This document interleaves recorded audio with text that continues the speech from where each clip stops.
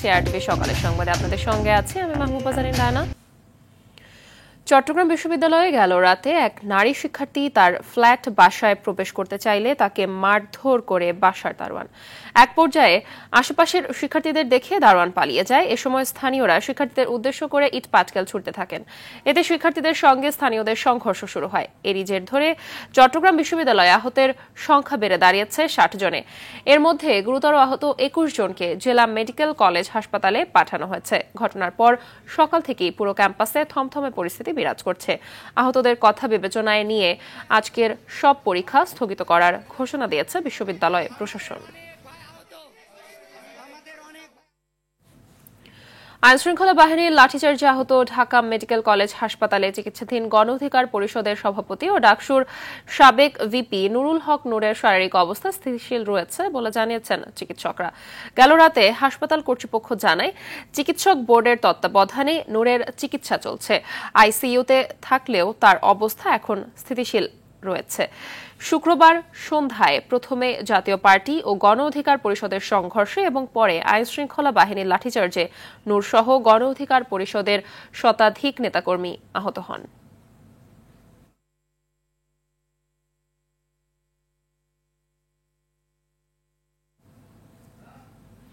গণ অধিকার পরিষদের সভাপতি নুরুল হক নূরের উপর হামলা দেশ এবং আন্তর্জাতিক ষড়যন্ত্রের অংশ বলে মন্তব্য করছেন বিএনপির স্থায়ী কমিটির সদস্য ডাক্তার এজএডএম জাহিদ হোসেন।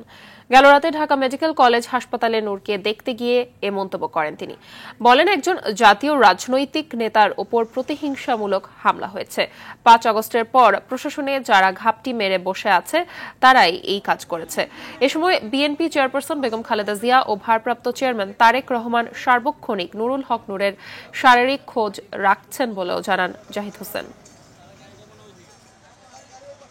স্বৈরাচারের দোসররা এখনো যে ঘাপটি মেরে আছে, যেটা সবসময় বিএনপি সহ সকল রাজনৈতিক দল বলে আসছিল, তারা যেমন প্রশাসনে আছে, বিচারালয়ে আছে, আইন শৃঙ্খলা রক্ষার তারা যা আছে তার প্রমাণ রেখেছে গতকালকে। এবং এইটি একটি অশ্বিনী সংকেত বাংলাদেশে গণতন্ত্রকে সুদূর পরাহত করার দেশীয় এবং আন্তর্জাতিক চক্রান্তের অংশ। রাজশাহী বিশ্ববিদ্যালয় কেন্দ্রীয় ছাত্র সংসদ নির্বাচনের মনোনয়ন বিতরণের শেষ দিন আজ সকাল ৮টা থেকে রাকসু হল সংসদ এবং সিনেট ছাত্র প্রতিনিধি নির্বাচনের প্রার্থীদের ডোপ টেস্ট শুরু হয়েছে। পুরো ক্যাম্পাসে শুরু হয়েছে নির্বাচনী উত্তাপ। জুলাই আগস্টের গণঅভ্যুত্থানের পর অনেকে রাজনীতিতে অনাগ্রহী থাকলেও এখন আবার ক্যাম্পাসে ফিরেছে রাজনৈতিক সক্রিয়তা। নির্বাচন কেন্দ্র করে আবারও সরব হয়ে উঠেছেন শিক্ষার্থীরা। রাকসু নির্বাচন কমিশন জানায়, এরই মধ্যে রাকসুর কেন্দ্রীয় ২৩টি পদে ১৯৯ জন, সিনেটের ৫টি পদে ২৬ এবং হল সংসদের বিভিন্ন পদে ৪২০ জন সহ মোট ৬৪৩ জন প্রার্থী মনোনয়ন তুলেছেন। এর আগের ৪ দিনে এ সংখ্যা ছিল ৫৫৮ জন।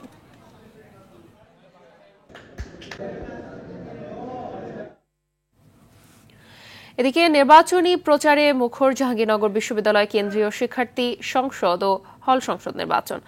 আজ প্রচারণার তৃতীয় দিন পার করছেন প্রার্থীরা। উৎসবমুখর পরিবেশে চলছে এ প্রচার। ইতোমধ্যেই 7টি প্যানেল ঘোষণা করেছেন প্রার্থীরা। দীর্ঘ ৩৩ বছর পর আগামী ১১ই সেপ্টেম্বর অনুষ্ঠিত নির্বাচনে ২৫টি পদের বিপরীতে এবার লড়াই করছেন ১৭৯ জন প্রার্থী। এর আগে ২৯ আগস্ট চূড়ান্ত প্রার্থী তালিকা প্রকাশ করে নির্বাচন কমিশন।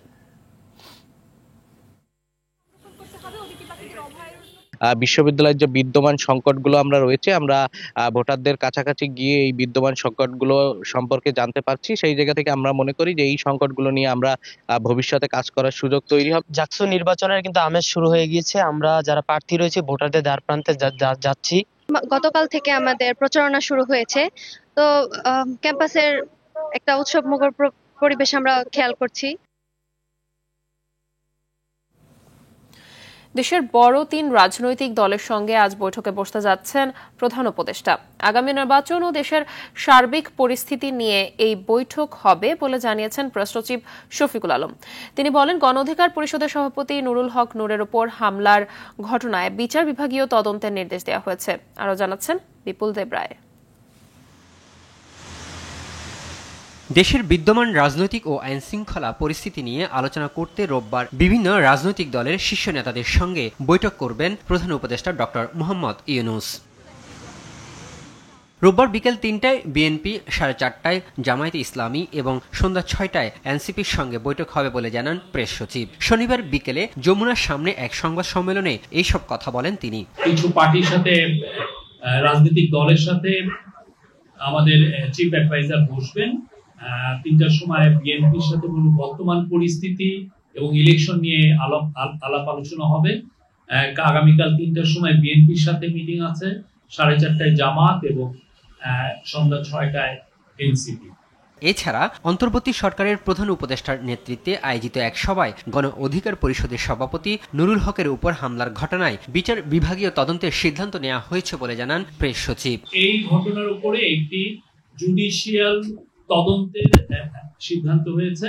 এই তদন্ত ইম্পার্শিয়াল জুডিশিয়াল তদন্তটা করবেন হচ্ছে একজন হাইকোর্টের জাস্টিসের নেতৃত্বে এই তদন্ত হবে। কালকের ঘটনায় জাতীয় পার্টির কোনো রোল ছিল কিনা সেটা এই তদন্ত কমিটি খতিয়ে দেখবে। কোনো ধরনের ষড়যন্ত্র নির্বাচন পেছাতে পারবে না জানিয়ে শফিকুল আলম আরো জানান, আগামী বছরের 15 ফেব্রুয়ারির আগে ত্রয়োদশ জাতীয় সংসদ নির্বাচন অনুষ্ঠিত হবে। স্ট্রংলি আমরা বলছি ইলেকশন ফেব্রুয়ারির প্রথমার্ধে হবে। এই কোনো শক্তি না এটা প্রতিহত করতে পারবে। ইলেকশন ঠিক ফেব্রুয়ারির 15 তারিখের আগে হবে, ফেব্রুয়ারির প্রথমার্ধে হবে। বিপুল দেবরাই, আরটিভি, ঢাকা। হঠাৎ শুরু হওয়া মেট্রো রেলের পিলারের সঙ্গে বিলবোর্ড তৈরির কাজ বন্ধ রেখেছে ঢাকা দক্ষিণ সিটি কর্পোরেশন। কারওয়ান বাজার থেকে হোটেল ইন্টারকন্টিনেন্টাল পর্যন্ত স্থাপন করা হয়েছিল এসব বিলবোর্ড। সিটি কর্পোরেশন বলছে মেট্রো কর্তৃপক্ষের সঙ্গে আলোচনা করে সিদ্ধান্ত নেওয়া হবে। আর মেট্রো কর্তৃপক্ষ বলছে তাদের নকশায় এমন কোনো কিছু নেই। পরিবহন বিশেষজ্ঞরা বলছেন চটকদার বিজ্ঞাপনের ঝলকে ঘটতে পারে দুর্ঘটনা। শাকিবুর রহমানের ধারাবাহিক রিপোর্টের আজ শেষ পর্ব, ছবি তুলেছেন নিহার নন্দী। উত্তরা দিয়াবাড়ি থেকে মতিঝিল পর্যন্ত চলাচল করছে মেট্রো রেল, যার উত্তরা থেকে কারওয়ান বাজার পর্যন্ত সীমানা ঢাকা উত্তর সিটি কর্পোরেশনের, আর কারওয়ান বাজার থেকে মতিঝিল অংশ ঢাকা দক্ষিণ সিটির আওতাধীন। উত্তর সিটি অংশের পিলারে কোনো বিলবোর্ড স্থাপন করা না হলেও দক্ষিণ সিটির আওতায় থাকা কারওয়ান বাজার থেকে বাংলা মোটর অংশের পিলারে দুই পাশে হয়েছে বিলবোর্ড। গণমাধ্যমে সংবাদ প্রকাশের পর এর কাজ বন্ধ রেখেছে কর্তৃপক্ষ। সিটি কর্পোরেশন বলছে মেট্রো কর্তৃপক্ষের সঙ্গে আলোচনা করে নতুন করে সিদ্ধান্ত নেওয়া হবে। কারওয়ান বাজার থেকে হোটেল কন্টিনেন্টাল পর্যন্ত সংস্থাকে ঢাকা দক্ষিণ সিটি কর্পোরেশন ইজারা দিয়েছে। কাজটি আপাতত বন্ধ আছে। আমরা যে উদ্যোগ নিয়েছিলাম সেই উদ্যোগটি আমরা একটু খতিয়ে দেখব এবং মেট্রো রেলের কাছে যে আমরা নকশা চেয়েছি নকশাটা মিলিয়ে আমরা দেখব যে এখানে কোনো প্রতিবন্ধক তৈরি হয় কিনা। এদিকে মেট্রো কর্তৃপক্ষ বলছে ভিন্ন কথা। এখন পর্যন্ত আলোচনার জন্য কোনো চিঠি পাননি তারা, আর মেট্রোর পিলার রক্ষণাবেক্ষণের জন্য কোনোভাবেই বিলবোর্ড বসানোর সুযোগ নেই। পিলারগুলির জন্য এটা মেইনটেনেন্স দরকার হয়, পিরিয়ডিক্যাল মেইনটেনেন্স দরকার হয়। তো ওই জন্য আমাদের ফুল অ্যাক্সেস থাকতে হবে। তারপর কোনো সময় ফায়ার সার্ভিসের যদি অ্যাক্সেস লাগে তো ওইখানে ওই জায়গায় যাইতে হবে আমাদের। তো ওই জায়গায় বিলবোর্ড করার মতো কোনো প্ল্যান আমাদের অরিজিনাল ছিল না। এখন যারা করতেছে কোনো সংস্থার কাছ থেকে আমি কোনো অফিসিয়াল চিঠি পাইনি এখনো। তবে পরিবহন বিশেষজ্ঞরা বলছেন বিজ্ঞাপনী বিলবোর্ডের কারণে কোনো দুর্ঘটনা হলে দায় এড়াতে পারবে না সিটি কর্তৃপক্ষ। বিজ্ঞাপন তো চটকদারি হবে, যার ফলে ড্রাইভারের কিন্তু চোখটা যদি ডিস্ট্র্যাক্ট হয় সেখানেও কিন্তু দুর্ঘটনার সম্ভাবনাটা বেড়ে যায়। সো একটা হলো তীব্র ঝলকানি, যেটাকে গ্লেয়ারিং বলে, ড্রাইভারের জন্য অত্যন্ত বিপজ্জনক।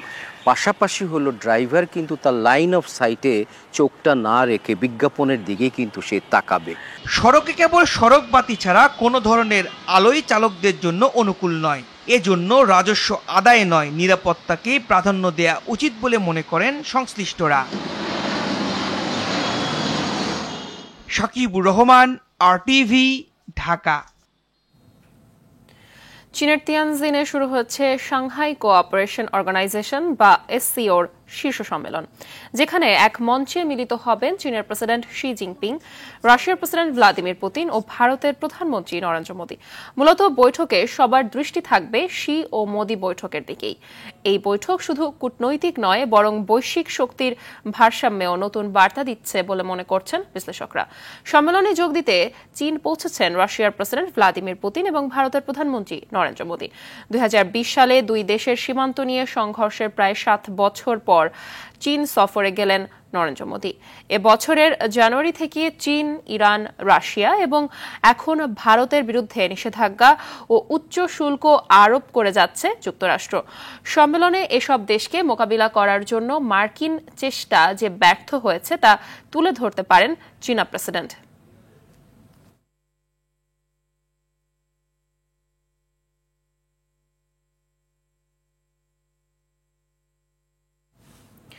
দর্শক, আরটিভির হয়ে এসসিওর শীর্ষ সম্মেলন কভার করতে চীনের তিয়ানজিনে রয়েছেন চায়না মিডিয়া গ্রুপের সাংবাদিক ফেই শিখা। শিখা, সারা বিশ্বের গণমাধ্যমের চোখ এখন সাংহাই শীর্ষ সম্মেলনের দিকে।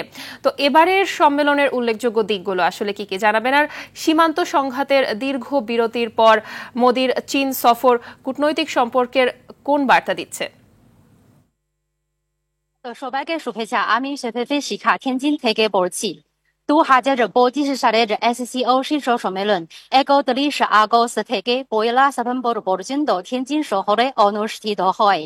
চীন এই পঞ্চমবারের মতো SCO শীর্ষ সম্মেলন আয়োজন করছে এবং এটি সংস্থা প্রতিষ্ঠার পর থেকে সবচেয়ে বড় একটি শীর্ষ সম্মেলন। এই সময় চীনের প্রেসিডেন্ট শি জিনপিং 20 জনেরও বেশি বিদেশি নেতা এবং 10 জন আন্তর্জাতিক সংস্থার প্রধানদের সাথে SCOর সফল উন্নয়ন অভিজ্ঞতা পর্যালোচনা করবেন এবং ভবিষ্যৎ উন্নয়ন নিয়ে আলোচনা করবেন।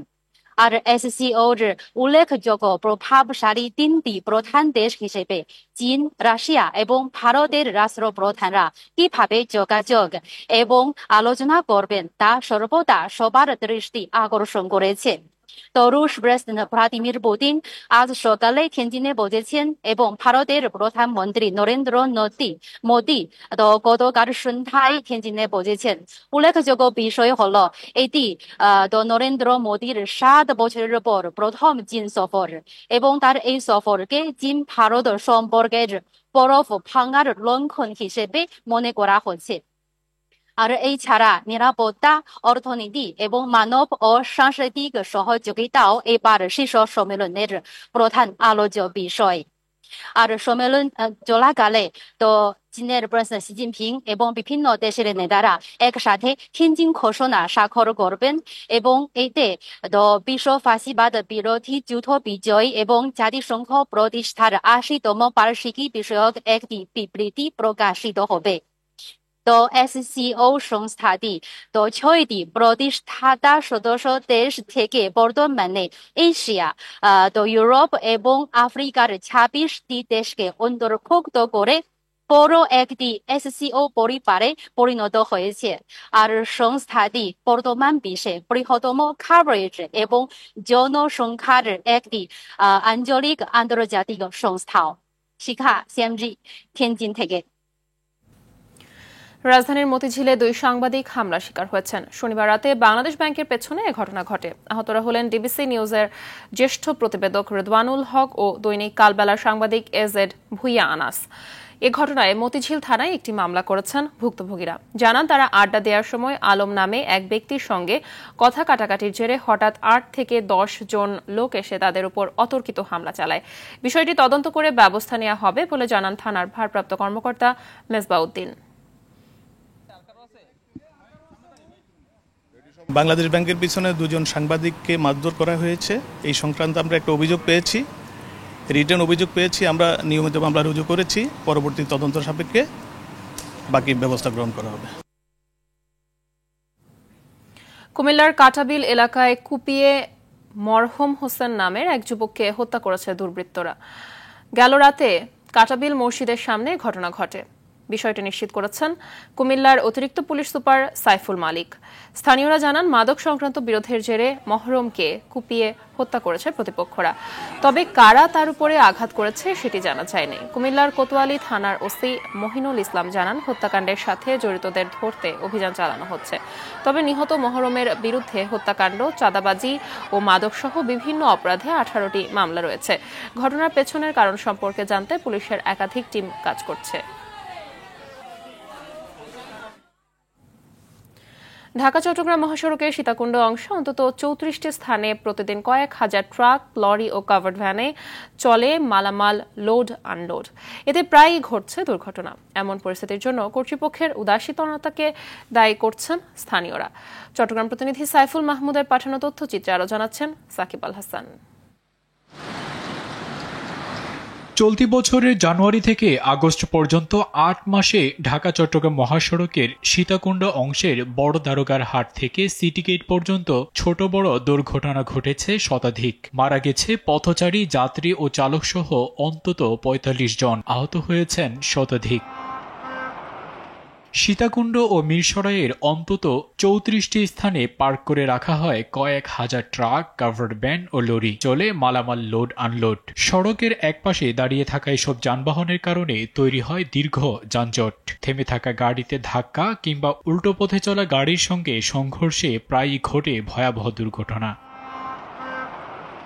মাঝে মধ্যে অভিযান চালালেও হাইওয়ে পুলিশের কার্যকর ভূমিকা নেই বলে অভিযোগ স্থানীয়দের। এই পার্কিং বলার কারণে প্রত্যেকদিন যানজটের মধ্যে পড়ি এবং অতিরিক্ত যানজট হচ্ছে। এদিকে যেতে পারতেছে না, আমাদের স্কুলের ছাত্ররা চলে যেতে পারতেছে না। গাড়িগুলো রাস্তার উপরে অবৈধভাবে রাখার কারণে অনেক জনদুর্ভোগ সৃষ্টি হয়েছে। মহাসড়কের পাশে কিছু ডিপোর সামনে কিছু গাড়ি দণ্ডায়মান থাকে। এই গাড়ির দ্বারা দাঁড়ায় করা রাখে, এদের বিরুদ্ধে আমরা আইনগত ব্যবস্থা গ্রহণ করেছি। এদিকে মহাসড়কটিতে জনভোগান্তি কমাতে তৎপরতা চালানোর দাবি প্রশাসনের। কয়েকজনকে মাধ্যমে তাদেরকে সতর্ক করেছি যেন তারা তাদের এই অব্যবস্থাপনাগুলো ঠিক করে ফেলে। আশা করছি আমার পরবর্তী অভিযানগুলো আমি অব্যাহত রাখব। অবশ্য স্থায়ীভাবে দুর্ভোগ লাঘবে কার্যকর পদক্ষেপ আশা এলাকাবাসীর। সাকিব আল হাসান, RTV।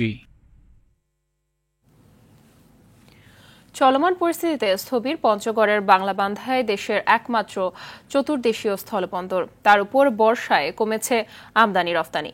সেই সাথে অভ্যন্তরীণ পাথরের চাহিদা কমে যাওয়া এবং ভারত থেকে পাথর আমদানি বন্ধ থাকায় রাজস্ব হারাচ্ছে বন্দরটি। তবে চলমান পরিস্থিতি উন্নত হলে আবারও কর্মচাঞ্চল্য ফিরবে বন্দরটিতে, এমনটাই আশা ব্যবসায়ীদের। পঞ্চগড় প্রতিনিধি মোহাম্মদ হারুনা রশিদের পাঠানো তথ্যচিত্রে আরও জানাচ্ছেন আবরার মাহি। পঞ্চগড়ের বাংলাবান্ধায় প্রতিদিন 4 থেকে 500 ট্রাক ভর্তি করে হাজার হাজার টন পাথর ভারত ও ভুটান থেকে আমদানি হতো। বন্দরটিতে ইয়ার্ড ভর্তি ট্রাক সবসময় পাথর নামানোর জন্য অপেক্ষমান ছিল। কিন্তু বর্তমানে ভারতের পাথর আমদানি বন্ধ হওয়ায় বন্দরে নেই সেই কর্মচাঞ্চল্য। শ্রমিকরা বলছেন তাদের প্রতিদিন 1000 টাকার বিপরীতে আয় নেমে এসেছে 100 থেকে 150 টাকায়। আর ব্যবসায়ীরা বলছেন অভ্যন্তরীণ চাহিদা কমে যাওয়া এবং ভারত থেকে পাথর আমদানি বন্ধ থাকায় বর্তমানে ভালো নেই তারা। বর্তমান পাথর আমদানি কম আছে ভুটানের সাথে এবং ভারতের সাথে। বর্ষার কারণে পাথরটা যাচ্ছে না, বর্ষার কারণে আসলে আমাদের এই ইয়াটা বন্ধ যাচ্ছে। ভুটানের গাড়ি খালি মাত্র 100 গাড়ি ঢুকে, এই জন্য আমাদের বাংলাবান্ধা শ্রমিকের আমাদের খুব বর্তমান কষ্ট হয়ে দিন কাটে। এই শ্রমিক এই বন্দরে আছে, আমরা খুবই মানবতার জীবন যাপন করছি, অসহায় অবস্থা বোধ করছি, যেখানে আমরা 100 টাকা ইনকাম 200 টাকার উপরে হয় না আমাদের ইনকাম। এ বিষয়ে বন্দরের ম্যানেজার জানান, আমদানি কমে যাওয়ায় একদিকে ক্ষতিগ্রস্ত হচ্ছেন বন্দর সংশ্লিষ্টরা, অন্যদিকে কমছে রাজস্ব। ব্যবসায়ীদের চাহিদা কম, ইন্ডিয়ান পাথরের চাহিদা কম এবং ইন্ডিয়ান পাথরের কোয়ালিটিও খারাপ এবং দাম কিছুটা বেশি। এ কারণেই ইন্ডিয়ান পাথর আমদানিতে আমাদের দেশের আমদানিকারকরা অনীহা প্রকাশ করছে, যার ফলে এখন শুধুমাত্র ভুটান থেকেই পাথর আমদানি হচ্ছে। সব সংকট কেটে অচিরেই আবারও ফিরবে বন্দরের কর্মচাঞ্চল্য, এমনটাই প্রত্যাশা সবার। আবরার মাহি, RTV। বগুড়ার সারিয়াকান্দিতে নৌবন্দর গড়ে তুলতে প্রয়োজনীয় কাজ এগিয়ে চলছে। সম্ভবত যাচাই করতে কাজ করছে BIWTA। জেলার ব্যবসা বাণিজ্য প্রসারে দ্রুত নৌবন্দর গড়ে তোলার দাবি জানিয়েছেন এলাকাবাসী। বগুড়ার সারিয়াকান্দি প্রতিনিধি শাহাদাত জামানের তথ্যচিত্রে আরো জানাচ্ছেন নাদিরা সুলতানা। প্রাচীনকাল থেকে বগুড়া, রাজশাহী ও রংপুর বিভাগের বিভিন্ন জেলার যাত্রীরা সারিয়াকান্দি মাদারগঞ্জ নৌরুট ব্যবহার করে ময়মনসিংহ বিভাগে যাতায়াত করতেন। এ নৌপথ দিয়ে জামালপুর হয়ে ঢাকার দূরত্ব কম, তাই সারিয়াকান্দি মাদারগঞ্জ নৌরুট ব্যবহার করে প্রতিদিন কয়েক হাজার যাত্রী বগুড়া এবং জামালপুরে যাতায়াত করেন। জীবনের ঝুঁকি নিয়ে ছোট নৌকা নিয়ে উত্তাল যমুনা পাড়ি দেন তারা। নৌকাগুলোতে ছাউনি না থাকায় রোদ বৃষ্টিতে দুর্ভোগ পোহাতে হয় যাত্রীদের। পরিবহন ব্যবস্থা ভালো না থাকায় ফসলের ন্যায্য মূল্য থেকেও বঞ্চিত হন কৃষকরা।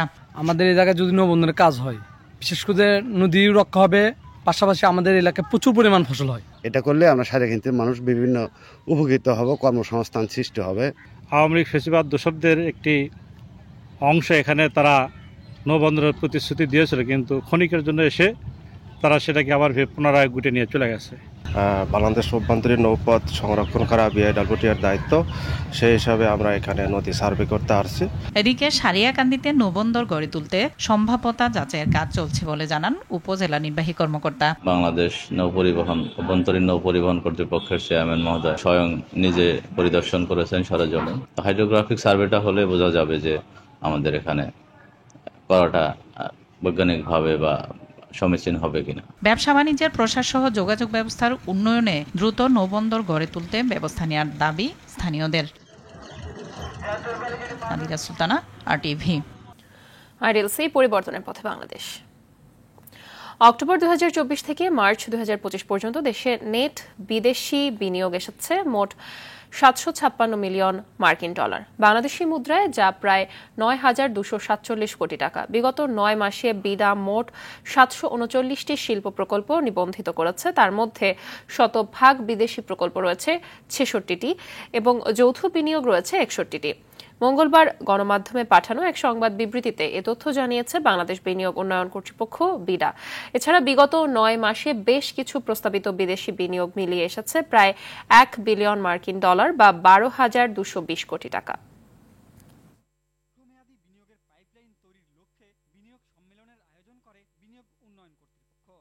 খেলার খবর। সাফ অনূর্ধ্ব-17 নারী চ্যাম্পিয়নশিপের নিয়ম রক্ষার ম্যাচে আজ ভারতের বিপক্ষে মাঠে নামবে বাংলাদেশ। ভুটানের চাংলি মিথাং স্টেডিয়ামে ম্যাচ শুরু বিকেল 3টায়।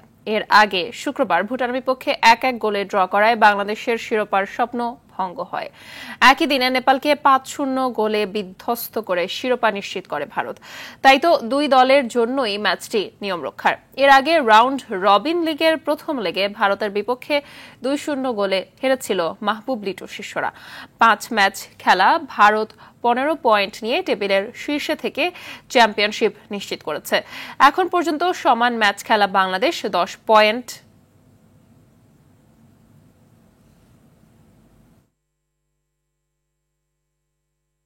সকালের সংবাদ এ পর্যন্তই। মধ্যাহ্নের সংবাদ দুপুর 12টায় দেখার আমন্ত্রণ রইল। ধন্যবাদ সবাইকে।